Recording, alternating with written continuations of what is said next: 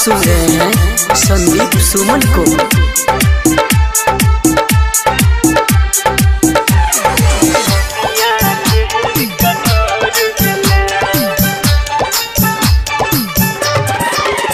गेरनिया गेरनिया केहन कठोर भेलै,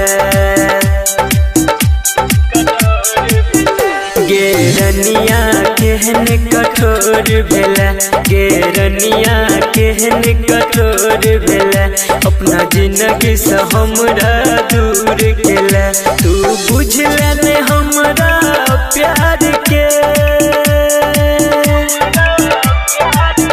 तू बुझले ने हमरा प्यार के, दुनिया छोड़ पर मजबूर केलै। गेरनिया गेरनिया केहन कठोर भेलै, अपना जिंदगी से हमरा दूर केलै।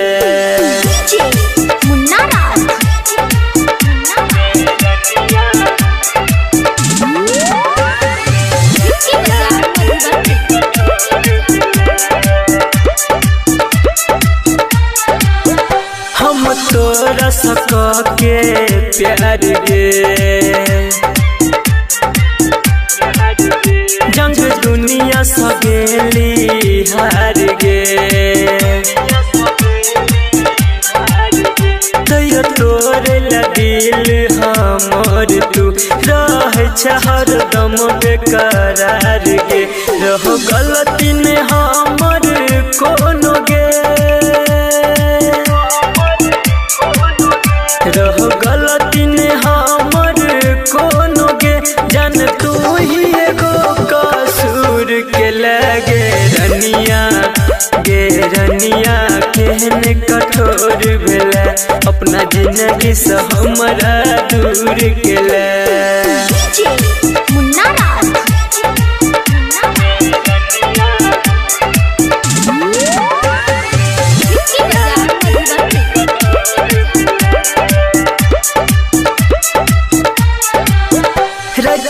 किसी के देख हालत गे,